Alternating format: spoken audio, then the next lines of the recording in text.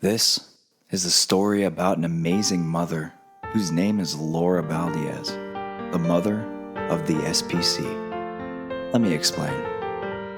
Growing up in Texas, my crew of lifelong best friends and family grew up on a street called Southern Pine Court. This street was home to our baseball field, basketball court, and football arena. And it birthed lifelong friendships that spanned 20 to 26 years. And I'm only 30. 3 of those friends I've held as newborn babies, which turned into literal lifelong friendships. We're all still best friends today and consider each other brothers. Southern Pine Court meant the world to all of us. We're kind of obsessed with it. It's the most magical and important thing to all of us. A few of us even got it tattooed on our chests because it symbolizes our amazing friendship and where it all began. I guess you can say I was the street's historian, and I filmed as much of our lives as I could. We made a bunch of videos we thought were hilarious. We had so much fun watching the tapes we made every day. We were best friends, and we didn't even know it. We were just a bunch of weird and awesome kids, having a great time. But this isn't about us. This is about that amazing lady named Laura Valdez. Simply put, she was sort of the mother of the street. She loved it just as much as we did. And at any given time, any or all of us were welcome there to watch our videos and eat all their food. She was the wife of Alex Valdez, a well-known jockey of the time. I remember going to Lone Star Park to watch Alex race. It was so cool seeing him win. In his career, he won just under 1,600 races. He was an amazing jockey. He's still a really awesome dad and a really cool guy. Their 3 amazing kids are Peyton, Lane, and Bryce. I've known all of them since they were infants. Life was great then, and still being best buds with them makes it great now. Over the years, a few of us had to move away, and the street started to decay. What once was a beloved and beautiful street soon just became a pit of memories and lost reason. Laura took care of anyone that needed help. I've never met anyone that couldn't just walk in their house and make themselves at home. Seriously, she was that kind. To everyone. Countless people lived at her house when they needed a place to go, including myself. I went through a couple of tough years in my life, and she allowed me to live with them, no questions asked. I wasn't allowed to pay rent, even though it sure would have helped. All I was required to do was get Cascade dishwashing tablets, and maybe a latte here and there. Oh, and I had to polish the bed before I left, but that's it. That's just who she is. She hasn't really done much for herself. At least not in the 20-something years I've known her. She even drove 3.5 hours to come to my wedding reception and drove home the same night, just to be back at work the next morning. She just cared for others. Money always seemed tight, and the kids played every sport there is, including hockey. And that's not a cheap sport. But she worked extra hours just so that her kids could do what they wanted, instead of her. Because of this, her son Peyton made it to be a national champion, all because his mother was selfless and loved her kids so much. Seeing her kids excel and be happy was more important to her than anything.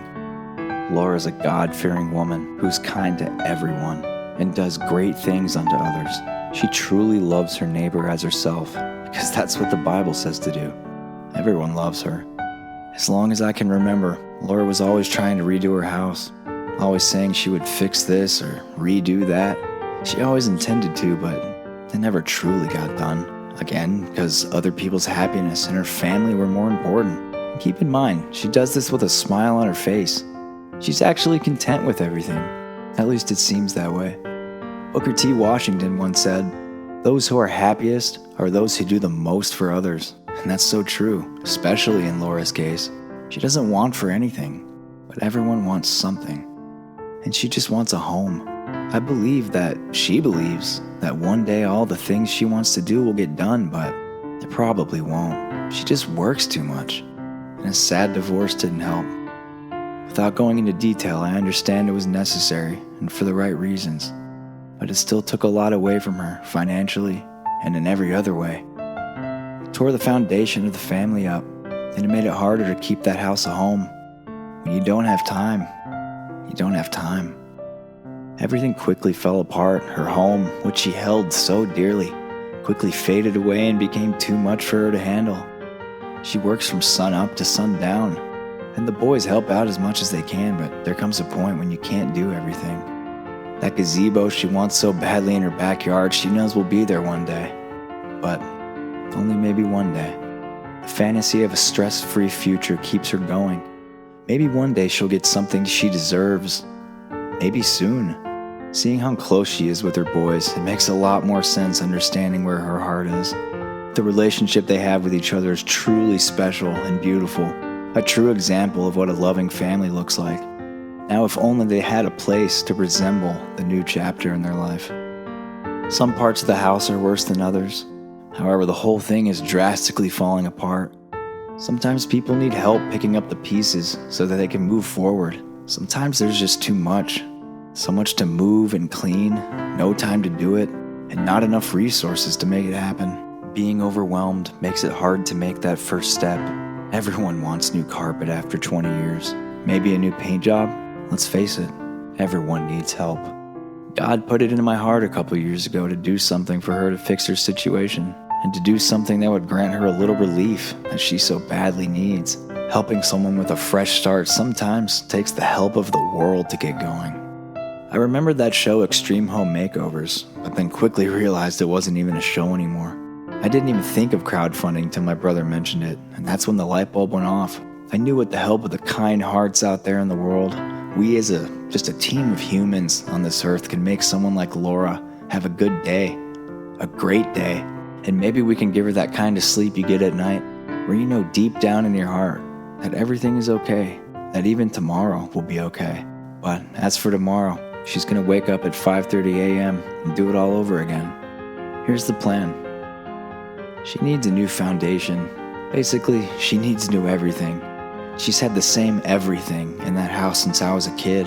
The house is falling apart and she deserves a remodel, a clean slate, new memories, a home she could be proud of because of who she is. If we exceed the goal of $50,000, then maybe she can have a home that's paid off, because boy does she need a day off. Her home is her favorite place to be. She can never be there, nor can she enjoy it. It's just too much to handle. Her safe place to be turned into a rundown home she can never be at. She can't do it alone. That's why I want to help her. That's why I want us to help her. I want to show her just what Southern Pine truly means, what it's always meant. It means we're family till the end, and that we would do anything we could to help one another, just as you, Laura, have helped everyone else. Because we can't make this happen without the help of you guys. I'd love to keep it a secret until we raise enough to truly surprise her. I'll even film a reaction video. Every dime would go towards making that house new again. And if there's more, it will be for Laura to take a day off, pay the house off, and maybe have some peace of mind. Here's the thing. I bet anything that if we raised enough money, Laura would have a hard time taking it because she would think that someone out there deserves it more than she does. And she's right. A lot of people deserve something like this, and I hope they all get what they need as well. But I'm here to tell you that it's Laura's turn.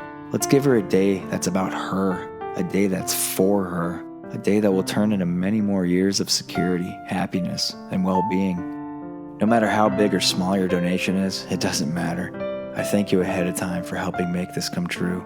There are tons of people in this world who deserve so much more than what they have. And this particular lady needs a day for her.